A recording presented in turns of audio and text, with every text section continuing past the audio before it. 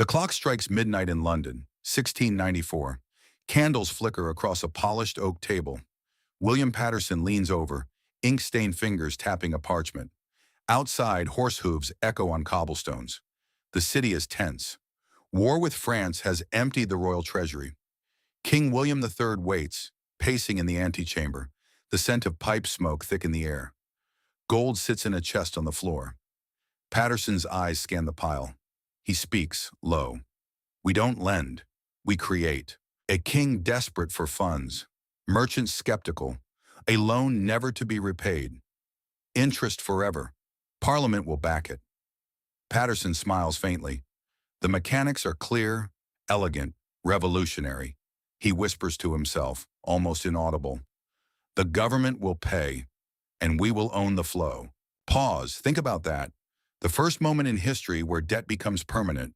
Not a mistake, not a temporary solution, but a system deliberately designed to extract interest in perpetuity. A government borrowing, never repaying. A bank issuing notes that are money backed by I O us. Now flash forward, 1815. Nathan Rothschild receives news of Waterloo before anyone else. Courier rides through misty dawn. Letters in hand, he sells British bonds. Prices collapse. He buys again. Gains millions. The pattern repeats. Debt, information, interest. Wealth flows upward. Governments are trapped. Ask yourself, if the entire world owes $315 trillion, 3 times the size of the global economy, who exactly is owed? The answer will surprise you. By the late 1600s, kings borrowed the old way. They approached merchants, nobles, anyone with gold. Promised repayment, promised interest. If they failed, default. Lenders lost money. The system reset. Temporary, contained. Then Patterson changed it. 1694. Bank of England. Government borrows £1.2 million. Never repaid. 8% interest every year. Parliament guarantees it. The merchants hand over gold. Bank issues notes. Notes circulate. Money created from debt. And from that moment, debt stops being temporary. It becomes permanent. Fast forward a century. Europe is in turmoil. Wars, revolutions, empires expanding and collapsing. Governments need cash, always more than they have. Nathan Rothschild takes the next step. He creates tradable government bonds, secondary markets. Governments borrow. Bonds move across borders. Now debt is no longer one king owing one merchant. It's a web, interconnected. Default in one country threatens collapse everywhere. Governments are trapped. By 1913, the United States takes the stage. Financial panic of 1907 exposed a fragile banking system. J.P. Morgan rallies the city's bankers, locks the library doors, forces pledges, stabilizes banks. Crisis averted, but Morgan knows it will happen again. A permanent solution, a central bank, Federal Reserve, 12 regional banks, public oversight superficial, private control structural. Fed buys government bonds, creates money. Interest payments flow forever. Debt becomes infinite. The pattern repeats in the late 20th century. Volcker, 1979. Inflation spikes. Interest rates soar to 20%. Developing nations collapse under dollar-denominated debt. Mexico defaults. IMF steps in. Loans restructured, never forgiven. Sovereignty traded for continued debt payments. The trap is global, permanent, inescapable. Today, global debt sits at $315 trillion. Governments, corporations, households. Interest flows. Money circulates. Everyone owes. Everyone pays. But who benefits? Not the public, not the citizens, the institutions, the asset managers. The system was designed this way. One William Paterson, 1694, making debt permanent. London, 1694. Patterson leans over parchment again, quill in hand. The candle flickers. Outside, wind rattles windows, carrying the faint smell of coal and horse manure. King William III paces. The treasury is empty. War with France is raging. Traditional lenders refuse. Defaults linger in memory. Patterson proposes a radical idea. He organizes wealthy merchants. They lend £1.2 million, but not like before, they'll never be repaid. Instead, the government pays interest guaranteed by Parliament forever, 8% annually. Gold flows into the Bank of England. The bank issues notes backed by government debt. Notes circulate as money. For the first time, debt is permanent, not a problem to solve, a feature of the system. Governments can borrow endlessly. Citizens' taxes pay interest every year. The brilliance lies in transferability. Merchants can sell their banknotes. Debt becomes liquid, tradable, and self-perpetuating. Patterson creates a system where wealth flows to lenders continuously, while governments carry an obligation that never disappears. The template is set. Debt becomes a tool, interest becomes rent, and governments are forever trapped. 2. Nathan Rothschild, 1815, Globalizing Debt. Fast forward. Europe is in chaos. Napoleon retreats. Mist hangs over the Thames. Couriers gallop through fog. Nathan Rothschild learns of Waterloo's outcome before London's official channels. His courier network is faster than any army. He sells British bonds, signaling panic. Prices collapse. Other investors panic. They sell. Then he buys. When news arrives of victory, bond prices surge. Millions made. But the mechanism is deeper than profit. It's structural. Rothschild industrializes sovereign debt. Bonds become tradable across borders. France, Britain, Austria, Germany, all interconnected. Default is no longer an isolated event. It threatens systemic collapse. Governments can't refuse to pay because the web of ownership is too complex. One default could topple banks across Europe. Rothschild also controls distribution. Bonds reach pension funds, insurance companies, and wealthy investors. Governments get immediate funds. Lenders get interest. Rothschild collects the spread. Control over information, issuance, and distribution becomes a tool for power. Sovereigns borrow, roll over debt, and remain trapped. The key innovation. Global interconnection makes default impossible without triggering a financial crisis. Debt is no longer a temporary obligation. It is structurally inescapable. And the wealthy, through bond ownership, profit continuously. 3. J.P. Morgan, 1913. Making debt infinite. New York, 1907. Panic grips Wall Street. Banks fail. Stock prices collapse. Fear in every corridor. Morgan summons the city's bankers into his library, locks the doors, demands pledges of cash, orders coordinated interventions. Panic ends. But Morgan knows this is a temporary fix. He dreams bigger.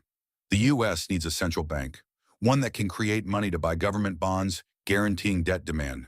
Not called a central bank, Federal Reserve, 12 regional banks, public oversight, mass private control. The New York Fed, controlled by major Wall Street banks, becomes the engine. Mechanism: government issues bonds, Fed buys them with newly created money, government spends, debt remains on Fed's balance sheet, taxpayers pay interest forever. There is always a buyer, no limit to borrowing. Debt becomes infinite. Morgan dies the same year the Federal Reserve is created, but his system ensures the modern U.S. can issue $38 trillion in debt without fear of default. The mechanism is elegant.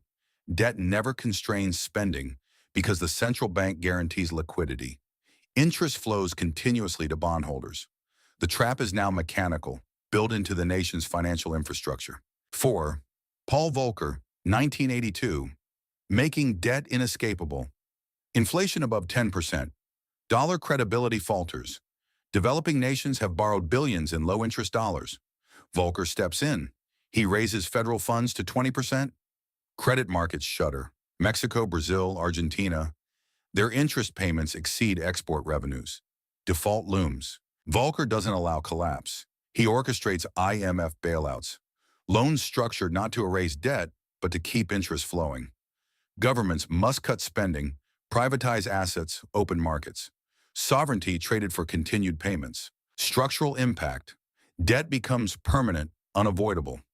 Even when nations can't pay, international mechanisms ensure creditors are protected. The system extracts political and economic concessions, embedding dependency. This model repeats globally. Greece, 2010, Argentina, 2001, Sri Lanka, 2022. Same architecture, Unpayable debt to restructuring to continued interest to loss of autonomy. The trap is systemic. By now, the global financial web, US, Europe, Japan, China, is circular. Everyone owes, no one escapes, and interest continues to flow. Mechanics in practice: United States, $38 trillion debt, $20 trillion held by U.S. institutions, Federal Reserve, public, $18 trillion owed internally, Social Security, Medicare. Interest approximately $1 trillion per year flows to institutions. Taxpayers funded. Debt principal never disappears. Japan, $9 trillion debt, mostly domestic. Interest flows upward to institutions. Europe, $14 trillion, largely to ECB and national banks. Global system, everyone owes everyone. Bonds cross borders. IMF and World Bank rollover loans. Default anywhere to systemic risk. The cycle is unbroken. Governments borrow, interest paid. Debt never disappears. Institutions benefit continuously. Debt is infinite. Interest is perpetual. Money is created from debt. The system rewards lenders, traps borrowers, and ensures the global financial web functions exactly as designed. Look at the world today. United States, Japan, Europe, China. Different continents, different governments, different histories, but the same trap. Debt rolls over, interest flows, governments borrow more to pay the old debt. No nation escapes the pattern. Japan owes $9 trillion, mostly domestic. The Bank of Japan buys bonds, keeps the system liquid. Europe owes $14 trillion. ECB buys government debt. Each bailout, each quantitative easing program repeats the same logic. Permanent debt, perpetual interest, guaranteed buyers. Developing nations show the Volcker effect. Mexico, Brazil, Argentina in the 1980s. Loans restructured through the IMF, sovereignty reduced, but interest flows to creditors. Fast forward, Greece, 2010. IMF loans, austerity, debt restructured but never erased. Sri Lanka, 2022. Same story, different countries, same structural mechanism. Even currency flows reinforce the trap. The US dollar is global reserve currency. Other nations borrow in dollars. Rising interest rates anywhere cascades globally. A single default can ripple through multiple economies. The web Rothschild began building in 1815 is now worldwide. Interconnected, inescapable, circular. Patterns repeat across centuries. Permanent debt, Patterson, 1694. Bank of England. Interest forever. Globalized debt, Rothschild. 1815. Tradable bonds, systemic risk. Infinite debt, Morgan. 1913. Central bank guarantee, unlimited borrowing. Inescapable debt, Volcker. 1982. IMF bailouts, structural adjustment, perpetual interest. What stands out is consistency. The mechanism evolves, but the principle never changes. Debt as a tool of control, interest as the reward for those who manage it. Nations borrow, nations pay interest. Debt grows, and the wealthy, the institutions, the asset managers, BlackRock, Vanguard, State Street, benefit. It's a system with rules that repeat over centuries across continents, resilient to politics, crises, or default. Every country walks into the same cycle, same trap, same invisible hand moving money upward. And because the system is global, there's no escape. Not one government, not one citizen can break free without destabilizing the entire world. Look at the system and you see patterns. Debt never disappears. Interest flows forever. Governments are trapped. Institutions profit. That's structural, not accidental. Lesson 1. Understand the mechanics. Money isn't neutral. Debt creates currency. Interest redistributes wealth. The more you know about the system, the less surprising it seems when crises hit. Panic is for the unprepared. Lesson 2. Risk is invisible until it strikes. The global financial web is circular. A default in one country triggers stress everywhere. Diversification matters, not just across assets, but across regions, currencies, and risk types. One concentration can cascade. Lesson 3. Liquidity is critical. When debt grows infinite, cash and near-cash assets become your survival tool. Governments borrow, money flows upward. But individual households or businesses can't print dollars. Access to liquid assets is your safety valve. Lesson 4. Historical patterns repeat. Patterson, Rothschild, Morgan, Volcker. Same architecture, different centuries. Crises recur in predictable ways. Structural adjustment, bailouts, interest rate spikes, they're all part of the system. Recognizing them early allows preparation instead of reaction. Lesson 5. Power lies in control of credit and information. Those who manage debt, who own bonds, who set rates, they shape economies, not governments. The lesson isn't conspiracy, it's observation. Systems have rules. Understanding them helps navigate, survive, and thrive within them. The takeaway: debt is permanent. Interest flows are inevitable. Crises are predictable. Strategy comes not from hoping the system changes, but from anticipating the system, understanding its mechanics, and positioning yourself with awareness, liquidity, and resilience. The candle flickers again, centuries later.